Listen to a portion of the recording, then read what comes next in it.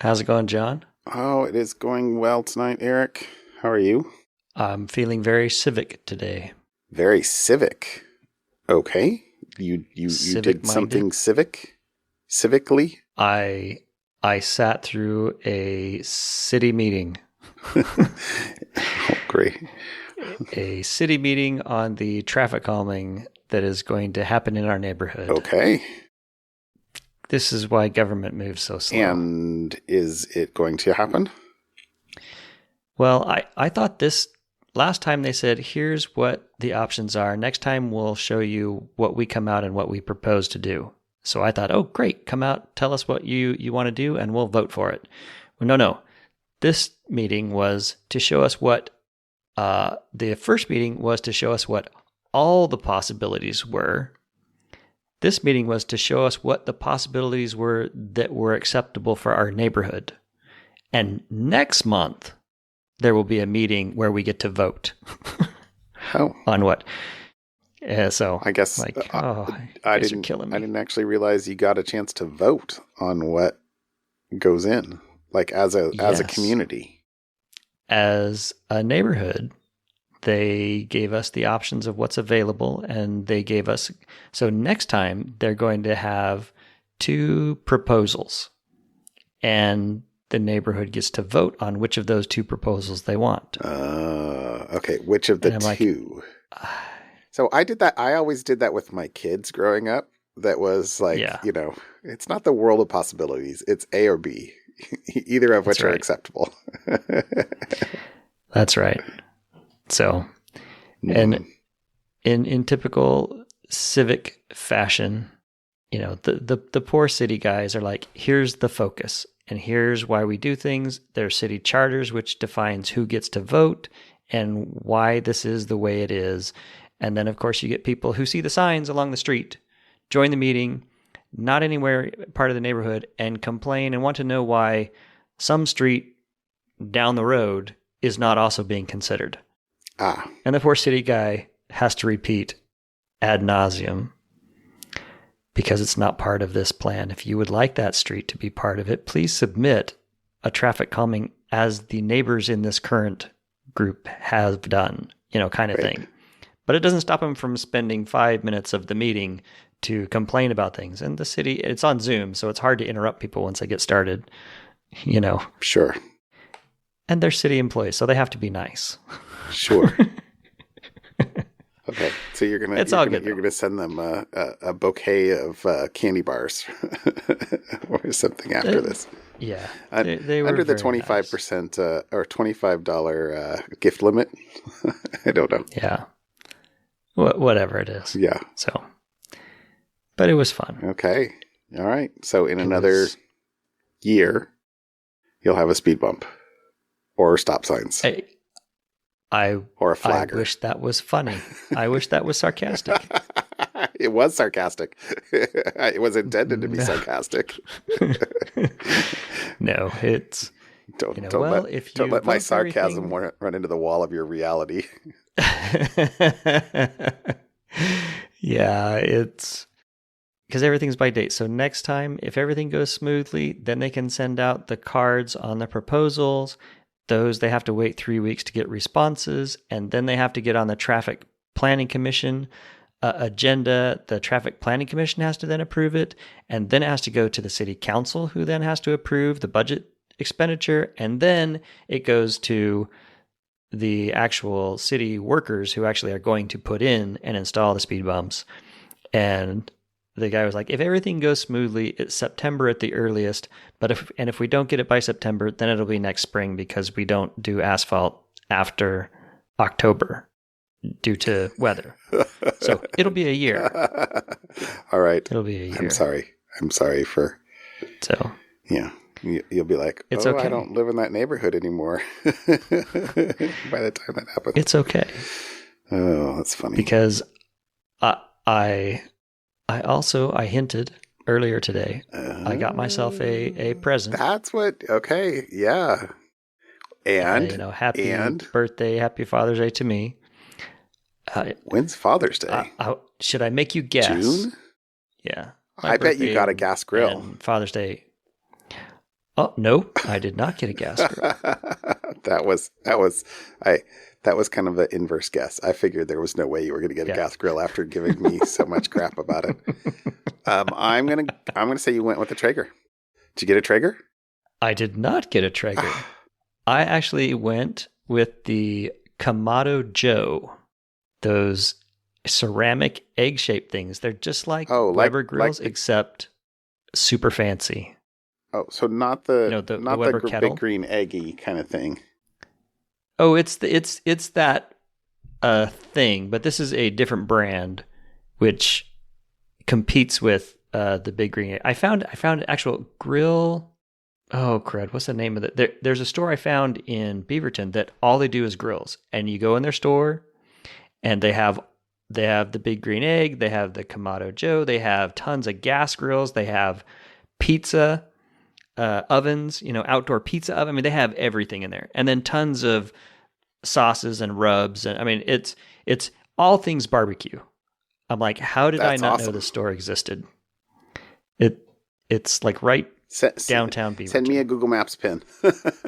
I will. And so anyway, so I go there and I said, look, I don't want a gas grill. Here's what I currently have. I had a friend from Texas mention the big green egg.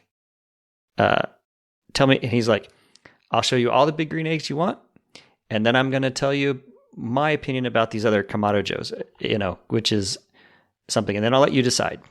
So he showed me all the big green egg things, and then showed me why he thinks the Kamado Joes are better, in his opinion. Just they clean up easier. They have a little bit higher quality other things. They're roughly the same price, so it wasn't a price thing.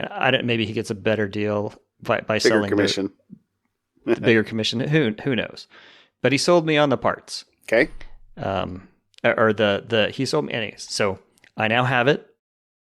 I have not used it yet. Okay. I have not used it yet.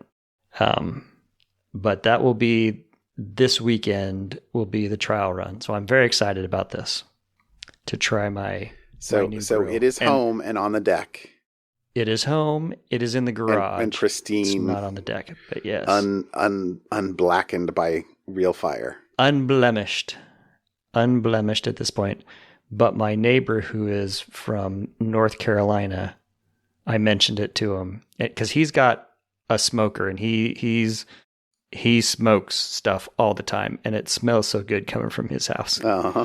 I mentioned to him this what I got. He's like, "Oh, now I'm jealous." I'm like, "Okay, if I can make you jealous, I must have done something right." Awesome. So we're gonna do some barbecuing this summer. I think he's like, once we're fully vaccinated, we'll have a neighborhood party and we'll do some barbecue. Like, once enough people in the neighborhood are fully vaccinated. So, right. I'm excited. That's awesome. Well, happy Father's Day to you. 2 months early? Yes. A month and a half early? / birthday. I don't know. Yeah. June. Okay. Well, You could also say it's happy May the 4th, because that was yesterday. May the 4th be with you. Exactly. But today's Cinco de Mayo. I was going to say, today is Cinco de Mayo. So, and Monday was a bank holiday in Ireland. So, there's a holiday somewhere every day. Oh, there was a great segment on the radio. I was driving a while back that was about the people that get those days on the calendar for marketing. Today is Jelly Donut Day, and that kind of stuff. Yep. Yeah. All right. Anything else exciting this weekend? That's some pretty big news. Random things around the house, but all right. No. All right. We're good. All right. So I got a couple of bee things to relate, because yesterday a friend of mine texted me and said, "Hey, I think I caught a swarm, and do you want it? I don't really have the equipment." And I was like, I've got equipment if need be, but another friend of mine didn't get bees this year, and he'd probably like it. So I wound up helping him a little bit yesterday, and went over and we got the swarm in a box at his house, and that's really exciting. And so that's only my second swarm ever, and Have you talked to him later this afternoon? Because he said his now swarm trap is full of bees. He thinks the bees are migrating to the swarm trap. I saw that picture, but I'm not.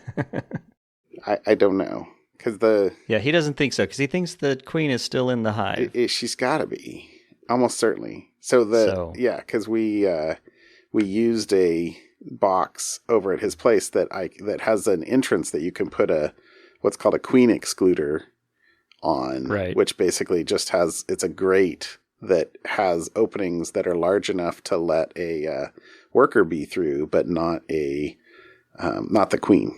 And so I don't know. We'll see. So I suggested that he give her a few days, and then you can go in and kind of make sure that she's laying. If she's laying and they've got eggs and brood, then they're not going to probably take off again. So that was a cool thing. Nice. And then another cool thing is I have my first deliberately raised queen from this spring. So last year I did a bunch of what are called splits, which is where you take a colony and kind of cut it in half. And there's a bunch of ways to do splits, but I did like the most basic, but also the most time consuming ways last year. And I did okay a couple of times, but this year I've been messing around and trying to raise some queen cells. And I had a couple that I put into a small box a couple of weeks ago. And as of this past Sunday, one of the two at least has a queen that's laying in there. So is that your queen castle thing? It is. Well, it is my queen castle. Yeah, that has like four slots in it, and yeah. So I had filled up basically 3 slots with potential queen cells that the bees could raise up potentially. But one of them came back successfully, which is awesome. So she is now in a slightly bigger box with more bees and more room to lay, and I'm super excited. So that was super cool. And then there was another thing that happened this weekend in one of my other weak hives that I've been trying to figure out what to do with it. As I opened it up, like I looked down into the box and I'm like, that's a queen. But it looked like the queen was stinging something or like was all wrapped around something. And so I took out the frame and looked, and it was a queen that was basically destroying another queen cell, which is what happens when they hatch out. When they hatch out, they'll go around and kill all the other queen cells. Right, because there can only be one queen. There can only be one. But that was a hive that the queen had been super weak, and I was like, I just don't know what's going to happen with that. And I had noticed that there was a potential cell or two in there, and that new queen, the one that was destroying the cell, was very clearly not the old queen. She was the old queen had kind of been limping around and really moved super slowly and seemed not healthy. But then this one was just like, she was running around like a Tasmanian devil, and which they call them runner queens when they're virgin queens before they've gone out on their mating flight. And so I was like, I think that's a new virgin queen. And I just kind of carefully put the frame back in, closed the box up, and said, I will come back next week. So that was super exciting. And then my third thing is the guy, the hive monitoring stuff. I think I mentioned a couple of weeks ago. Yeah. It's going to measure the temperature, the humidity, and the weight of the hives. Right. So the guy came back over. I don't remember if I mentioned on the podcast, but basically it was too far away from the house where Wi-Fi is, even though it was using those LoRa's. We've talked about those, I know. Hypothetically they go a long way, but evidently not this far, which is not super far. I don't know, a few hundred yards. So he came he came over to test a fix that he had done to increase the range. And evidently the proposed fix, at least, was you can broaden out. There was a variable basically on the. It looked just like Python code, although I couldn't quite tell. He didn't leave it slow on the screen for very long. But anyway, it was where he basically like broadened out the spectrum, or the slowed down how the duration that it attempts to send the bits. And but after he flashed the firmware on my devices, they wouldn't talk to the gateway at all. And so I'm kind of watching him do it, and I'm like, so you changed, you said it was, it changed how they're sending it. Are you sure you don't have to change anything on the receiving end that matches basically the spectrum or breadth that it's expecting? And he was like, oh, I bet you're right. So he wound up taking, after we did a bit more debugging, and he wound up just taking them home with him on Sunday. And then I drove over to his place today and picked them up again. So my hope is that I can install those this weekend, but tomorrow at some point, because it's been a busy day. And so they're sitting out in my car. But tomorrow at some point I will plug in the gateway and then just run them out and just let them sit out there, not underneath the hives, but just in the open, and see if they are communicating successfully to the gateway. Because if so, then I will reinstall them this weekend, and that will be awesome. So that all sorts of B stuff. All sorts of B stuff there. B stuff. Nice. B stuff. Yeah. So, anyway, that's fun. Did you watch the SpaceX Starship launch? I did not. It actually landed and didn't go boom. That's exciting. Third time's the charm. Rapid, unexpected disassembly. What's the rapid, unexpected? That's pretty funny. No, so the video actually wasn't that awesome. I mean, it's always awesome, but the video, because it was overcast and cloudy, you didn't see it actually go up. And then it had a camera on one of the fins, so you could see the rocket from the side, but then it froze halfway through it. So the video stopped several times. So you know how in some of the others you see it go up, and from a distance you can see it lay flat, do the flop, and you can see it kind of float down, and then see it twist back, kick, and then land. Missed pretty much all of that this time. And then when the smoke cleared, or the dust cleared, it was standing upright on all its feet. And but maybe they faked it. They just had a whole bunch of fans around the blue dust and pretend flame at it, right? Well, it was kind of exciting because the SpaceX feed stopped saying, we landed, things looking good, and then the SpaceX feed. But some of the other enthusiast feeds kept going. They didn't want it going for when the explosion happened, which was a couple minutes after the. They did this last time, but there was a fire that was burning underneath the spaceship for a while, and so the NASA space flight was the feed I was watching, the channel I was watching. They were like, we're going to keep watching because that fire probably is not supposed to be there. And then for an hour it vented. But I think after about 10 or 15, once the fire was out, Elon tweeted, Starship landing nominal. Mission accomplished. Yeah, pretty much. So, but apparently it was successful. So that is awesome. One more step. That is awesome. I saw that. Sorry, I know this is another follow-up. I didn't actually grab it, but I saw that the Ingenuity had a longer flight this week too. Yeah, was it the 4th test flight? Yeah. What's that?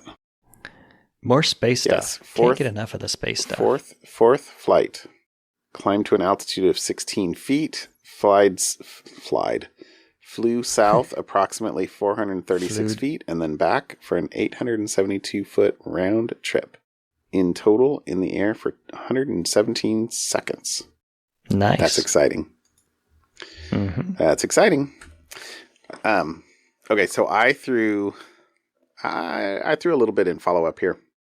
The one of which was, I'll just throw the Twitter link in here, but remember a couple of weeks ago, we talked about the Signal post deconstructing vulnerabilities in Celebrite. Yeah. So there was I saw another or a Twitter tweet, I guess, that said, I heard a low plane flying overhead, so I went outside to investigate. As I stared in awe at the C-17 gliding over my house, this mysterious package fell from the sky and landed on my front lawn. These things are just appearing everywhere, like floor loot in an FPS. So, anyway, I thought that was funny. But then my other semi-follow-up, and it's mostly just because it's related to Signal, but Signal had a post this week that was about the Instagram ads Facebook won't show you. So, I don't know if you saw this, but I did. They attempted to take out ads because Signal's whole point is end-to-end encryption done right. No tracking. We don't track you. So, right. So the Instagram ads Facebook won't show you. I'm just going to read the first one. You got this ad because you're and then in highlighted, newlywed Pilates instructor, and you are, and then quote, cartoon crazy. This ad used your location to see you're in La Jolla. You're into, quote, parenting blogs and thinking about LGBTQ adoption. So, you got this ad because you're a K-pop loving chemical engineer. This ad used your location to see you're in Berlin. You're having a new baby. You just moved and you're really feeling those pregnancy exercises lately. Anyway. Highlighting why you get ads. Highlighting why you get ads. Right. So, cause basically the advertisers can, get to target, can programmatically retrieve attributes about you to show you what they want to show you, which about this. Everybody knows. I mean, not everybody knows about this, but even non-technical people get a link that I searched for this thing, and then wow, these other ads are kind of following me. You see that all the time. The ads that creep my wife out are the ones where we have talked about something and all of a sudden she starts getting ads for it. I'm like, yep. Did you actually ever maybe search it, or did I search it? Listening. Yeah. So I said her name. Sorry. Yeah. So the post here is that it isn't. Here's a quote. This isn't exactly a secret, but the full picture is hazy to most, dimly concealed within complex, opaquely rendered systems and fine print designed to be scrolled past. The way most of the internet works today would be considered intolerable if translated into comprehensible, real-world analogies. But it endures because it's invisible. But Facebook's own tools have the potential to divulge what is otherwise unseen. It's possible to catch fragments of these truths in the ads you're shown. They are glimmers that reflect the world of a surveilling stranger who knows you. We wanted to use those same tools to directly highlight how most technology works. We wanted to buy some Instagram ads. So they created what they called a multivariant targeted ad designed to show you the personal data that Facebook collects about you and sells access to. The ad would simply display some of the information collected about the viewer, which the advertising platform used. Facebook was not into that idea. Ad account disabled. Yep. Exactly. So Facebook is willing to sell visibility into people's life unless it's to tell people how their data is being used. So being transparent about how ads use people's data is apparently enough to get banned. So here are examples of targeted ads you'll never see on Instagram because yours would have been so you. Anyway. So I thought that was... I kind of actually want to see those ads. Right? I want to see how I ended up with that ad. Anyways. I would actively go to a site that did this just to see what they're claiming about me. Yeah. That would be funny. Anyway, kind of follow up because of the Signal Celebrate thing. That's where I was throwing that. But kind of creepy. But go Signal. So yeah. There you go. So I have 2 articles that caught my eye this week. The first one is QR codes have been very popular in other parts of the world, but not so much the US until more recently. I've started to see QR codes a lot more recently. And this one is a QR code this one is actually in Australia, but there are QR codes that you can go to. There are signs on walls and whatnot on how to get COVID-19 vaccination, information. If you're walking by a storefront that has this, apparently there are some anti-vaxxer types who are going out and just putting a label, a sticker with a website on it that redirects them to anti-vaccination websites as opposed to the city or state or country vaccination website where the undisturbed one would be. So the kind of thing I wanted to call out here is similar to, well, not similar, but in my head, similar to if I go to an ATM, which I haven't been to forever, but if I go to an ATM, I'll jiggle the place you put in your card to see if there's a card skimmer on there. Make sure there's no skimmer. Yeah. Yeah. When you're looking at a QR code, make sure there's not a sticker on top of it. If it looks official, first off, QR codes are still a little frightening to me. I remember, a few years ago, a guy in the office thought it would be funny to put a QR code that would reboot your Samsung phone. Because if you took a print, a Samsung phone would read the QR code and then execute the command, which was the URL. One of those short, you could do short SMS codes, and it would force your phone to reboot. You could do even worse things, but he just thought it was funny. Put him around the office, and you could hear people yell, "What the crap!" Oh, that is so bad. So QR codes are great, helpful, and also a point to be a little wary of. If you're using one for getting information, because they can be not what you expect if you're not paying attention. No, that's a good one.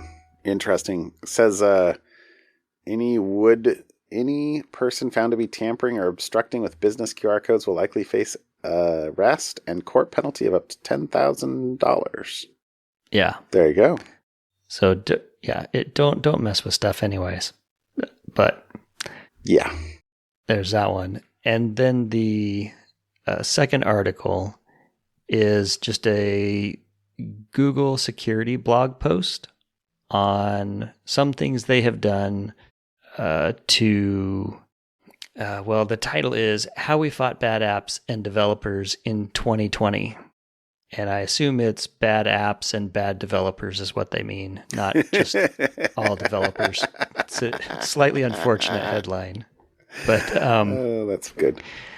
This one is a couple of things I pulled out is they just said, "Hey, we're trying to mitigate bad apps," and I again assume they mean bad developers by addressing some ways they use it. They deploy machine learning to detect as part of their app review process, and they claim to have prevented just under 1 million policy violating app submissions before they made it out available. And they also banned 119,000 malicious and spammy developer accounts. Although creating a developer account, I think, is still pretty much free or it might be like $20, or it used to be $25. That's still pretty good. But, if you're a spammer and you're making, a lot more than $25, you probably have automation to just sign up for a new account and pull something in. So they've been working on trying to improve their security, I suppose. One of the things I did find interesting as well is in 2020, so they launched a new kids tab filled with teacher-approved apps. So pretty much apps for kids and educational apps. And they had a team of academic experts that went through it and helped curate that list. And then finally, I think I like their, as we continue to invest in protecting people from apps with harmful content, malicious behaviors, or threats to user privacy, we're also equally motivated to provide trusted experiences to Play developers. That's their App Store developers. And they talk a little bit about what they did. So I look forward to seeing what else they do. And I wonder how much of this is related to or adjacent to the Epic pain Apple is going through with Epic right now in the courts. Is Apple is speaking out of both sides of their mouth occasionally with the, we do this to keep people safe. And then, if you read some of the later stuff, it's like, we can't do that because it won't go,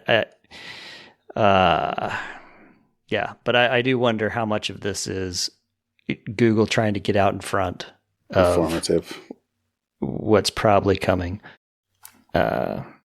I don't know. Based on whatever happens with Apple. I find that I'm learning more and more how important it is to kind of repeat a simple message that,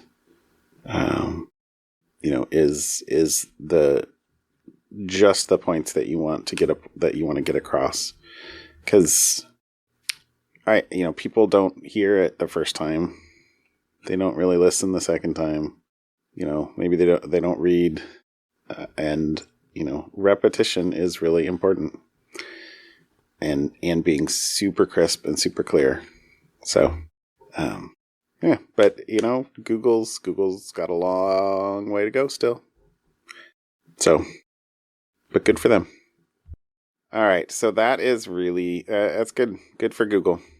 All right, my article, I only brought one tonight, but it was about the Gatekeeper Bypass that was the cause of those Mac OS patches that were released last week. Mm-hmm. But Mac OS doesn't need AV because Macs are safe. I wonder if we'll ever live in a world where there are no quote-unquote bugs. That's going to be miraculous. I would like to live in this fantasy world of which you speak. This is definitely a fantasy world. Is that bigger than a fantasy island? I don't know.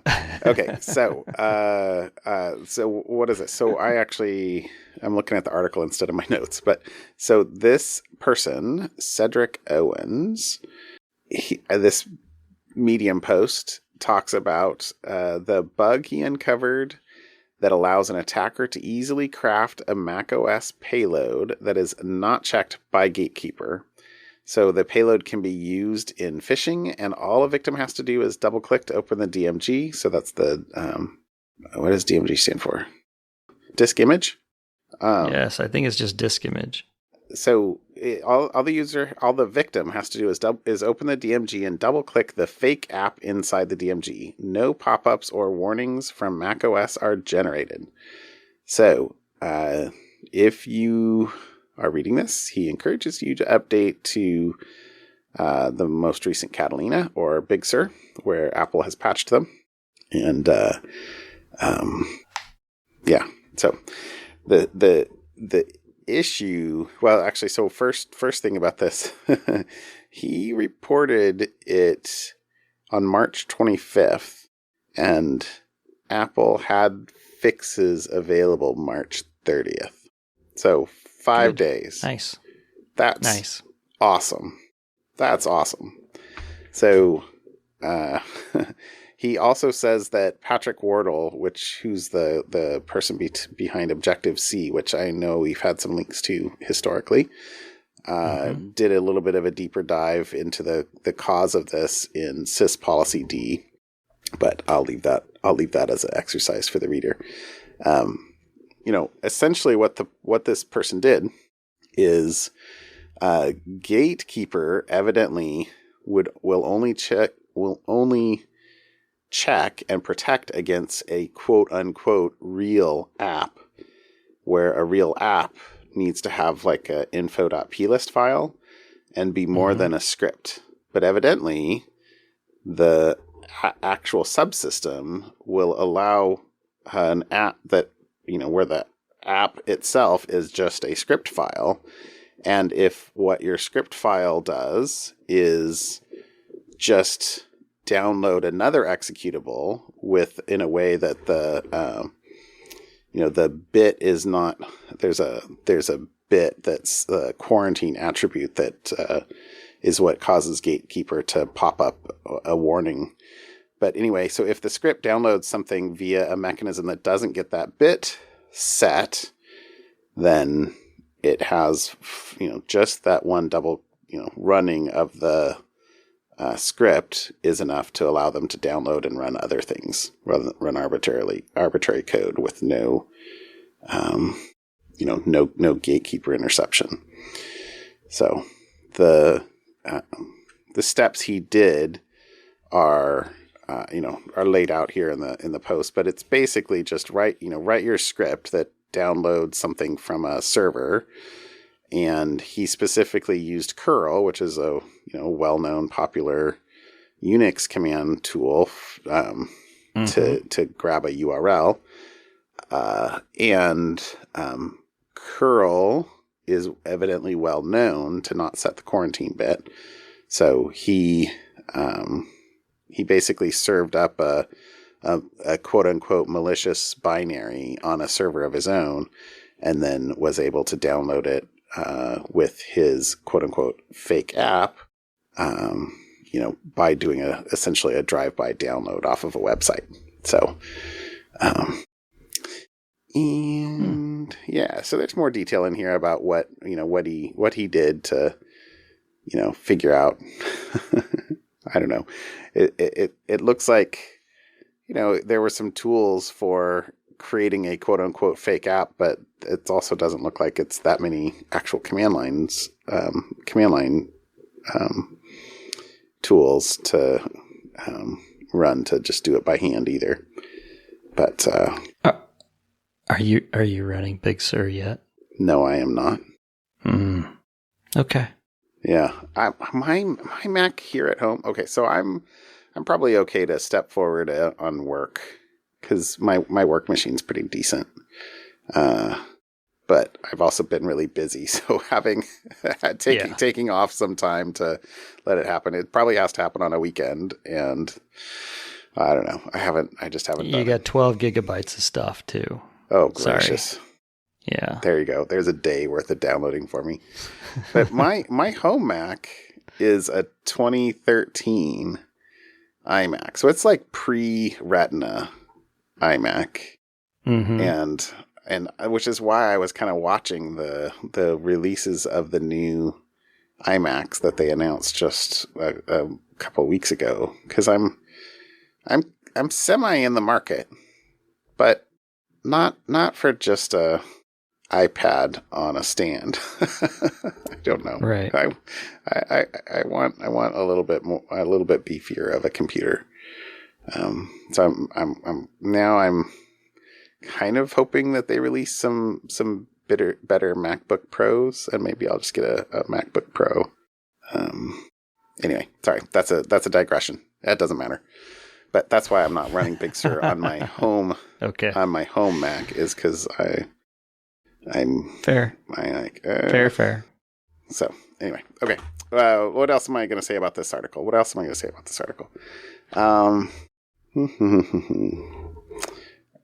So the I guess to wrap it up, the two things that he was able to bypass by doing this were Gatekeeper, which is, what's supposed to come up and basically say, not allow stuff to run if it isn't from a known clean site, or, you have hopped through a couple of hoops, right, to explicitly allow something to run, if you know what you're doing. And then also ATS, or app transport security, which is something that it says, quote, ATS usually requires certain info.plist entries to allow macOS apps to connect to servers. However, this payload does not even have an info.plist, and ATS is not invoked, even though macOS treats the payload as an app. There you go. So, let's see. Kudos to Apple for rolling out a fix in Big Sur 11.3 Beta 6 literally 5 days after I reported it to them. Product security team was responsive. I encourage you to update to Big Sur 11.3 at the soonest. So there you go. So that was my episode. There's a little bit episode. That was my article. There's a little bit more in here about how you can detect whether or not this has been done, but that's the primary data. How about something fun tonight? What'd you bring me? So my something fun pertains. I found it fun because I have a last name that is not easy for a lot of people to say. I don't want to say correctly, because depending on where you live, there's different ways to say it, but or what country you're from, I'm sure. But how I say it, and how when people ask me how my last name is pronounced, I say it.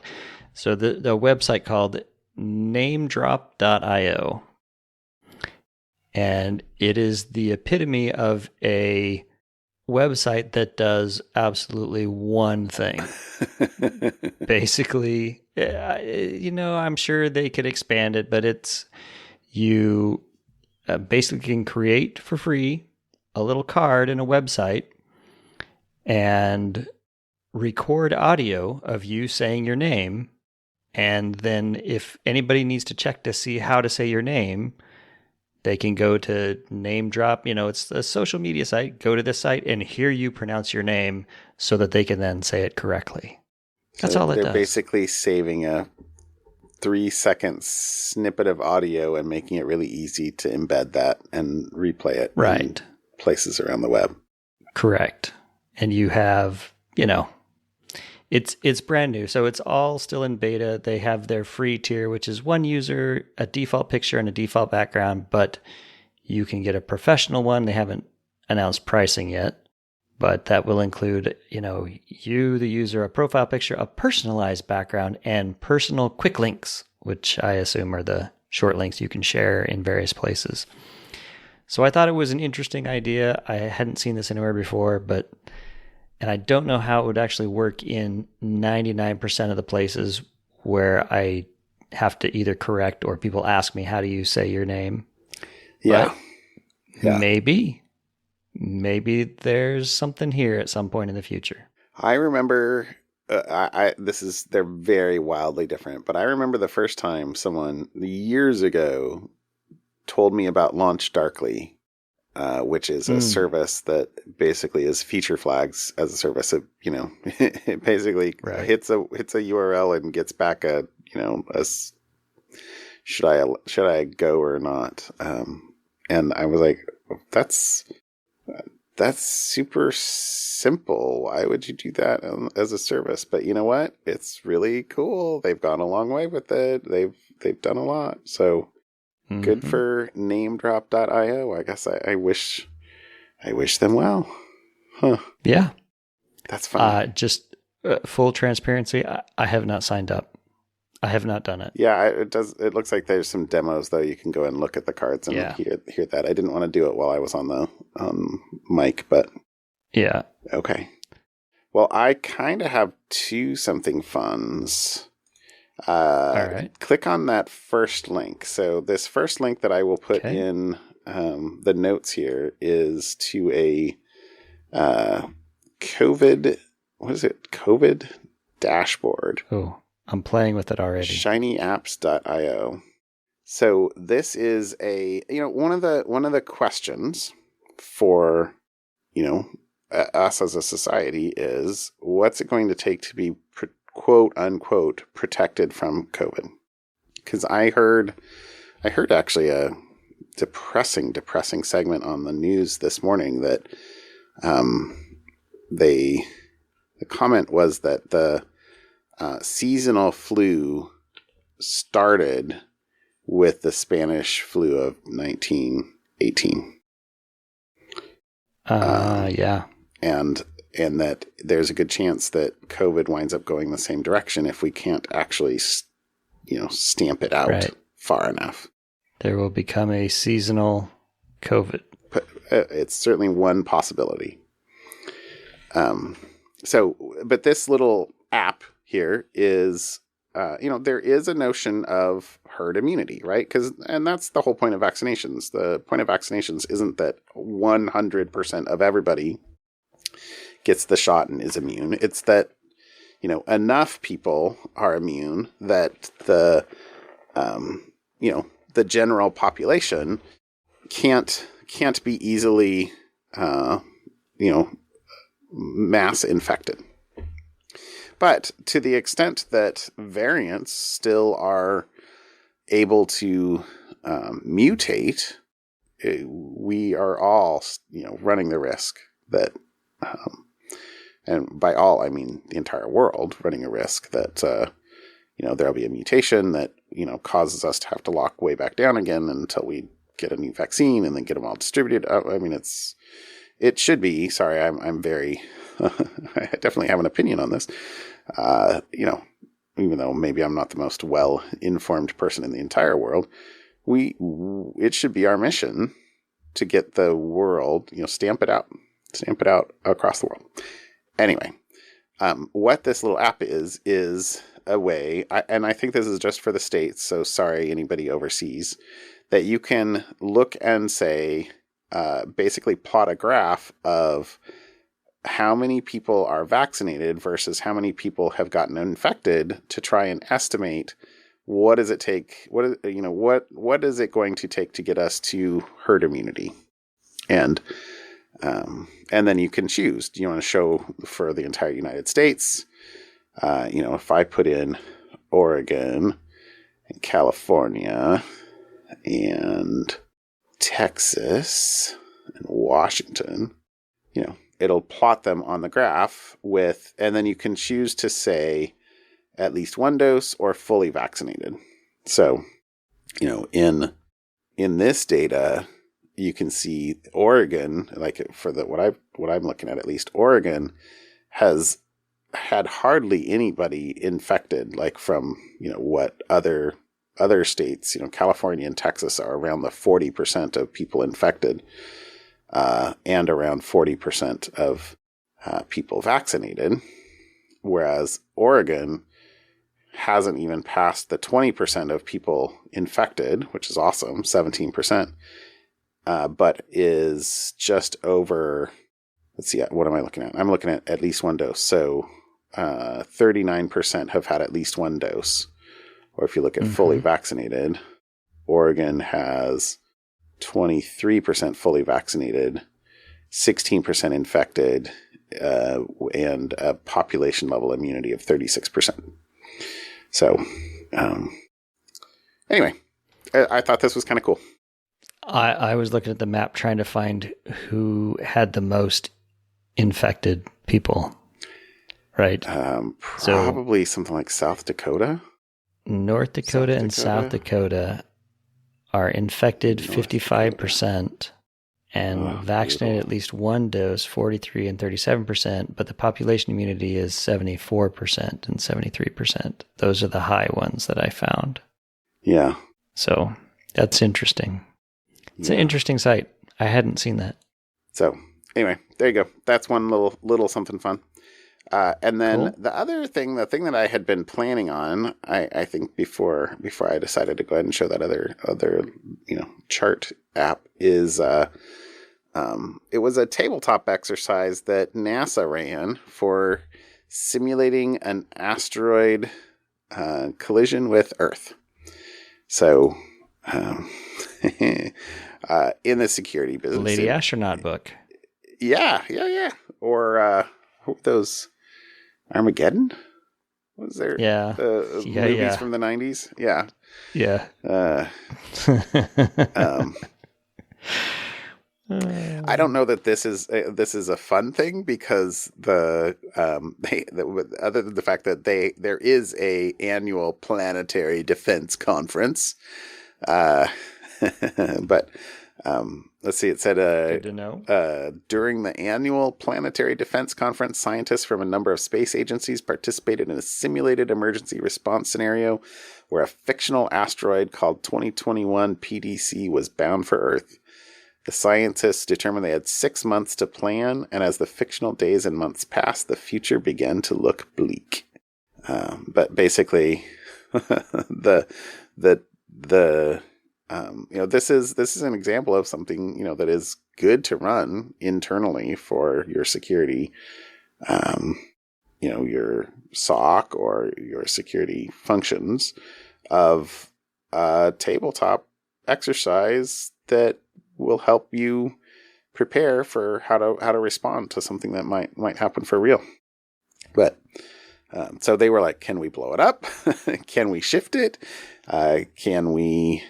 What did they say? They'd all seen the Armageddon as well. Exactly. The same sort of thing. So the Space Missions Planning and Advisory Group concluded no space missions can be launched to fictional asteroid 2021 in time to deflect or disrupt it.